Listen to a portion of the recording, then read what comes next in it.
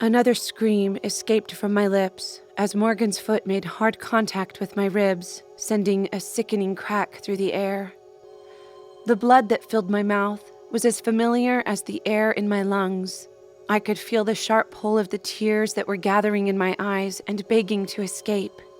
"And this is for being the worthless piece of trash you are," he yelled as his fist collided with my cheek, which caused me to fall flat on the floor, wheezing for air as my tears and blood became one on the floor. He scoffed as he wiped the sweat from his forehead. "Now, get up and make yourself presentable," he said as I continued fighting for precious air to reach my starving lungs. "I said, get up!" He growled angrily once he realized that I hadn't moved and delivered yet another kick to my ribs. A whimper escaped from my lips as I forced my weak arms to hoist me up. Morgan laughed at me as I stumbled and fell a couple times. Once he realized that I couldn't get up on my own, he roughly grabbed me by my brown locks and pulled me up. I had to bite my bottom lip to keep the scream that was climbing up my throat at bay as my scalp burned. "Your dress is in your room. Make yourself presentable," he whispered harshly in my ear before he let go of my hair and stalked off. "And how good you clean up tonight determines when your next beating's going to be." I nodded silently as I watched him disappear through the door that led to the rest of the pack house.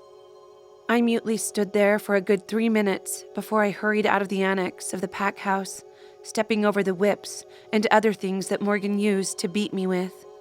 I hurried through the maze of hallways and stairs before I finally emerged into the pack house where the pack members were laughing and joking, but all of the laughter and smiles stopped once I walked in.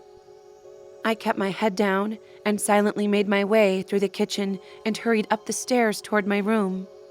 People thought that I was Morgan's prized possession and that we were a loving couple who'd give up anything for each other because that was what he wanted them to see.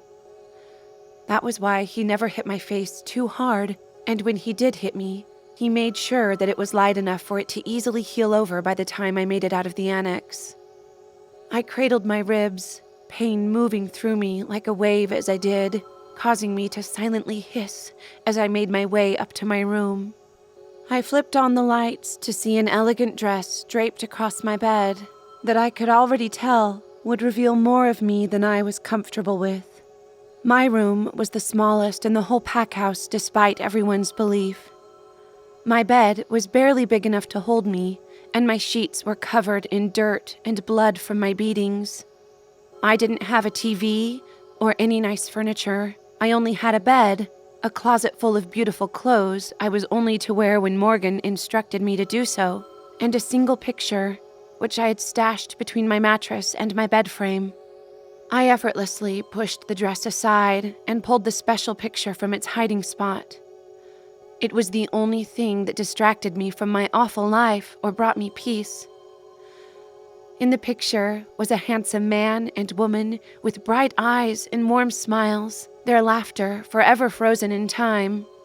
In their arms rested 2 young children, 1 boy and 1 girl with smiles that matched their parents.